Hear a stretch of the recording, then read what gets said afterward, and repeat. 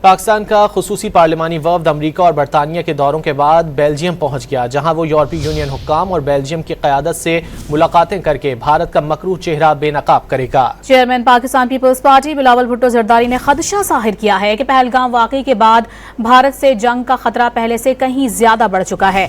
بلاول بھٹو نے خبردار قیام امن کے لیے ہر ممکن تعاون کی یقین دہانی کراتے ہوئے امریکہ کا کردار اہم ترین قرار دے دیا ہے۔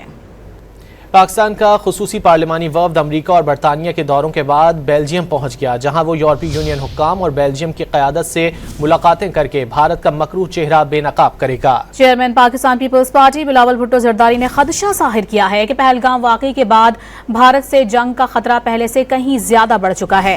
بلاول بھٹو نے خبردار قیام امن کے لیے ہر ممکن تعاون کی یقین دہانی کراتے ہوئے امریکہ کا کردار اہم ترین قرار دے دیا ہے۔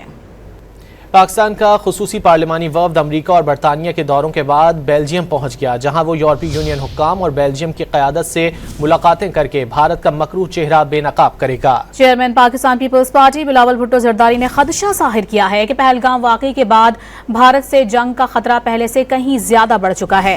بلاول بھٹو نے خبردار قیام امن کے لیے ہر ممکن تعاون کی یقین دہانی کراتے ہوئے امریکہ کا کردار اہم ترین قرار دے دیا ہے۔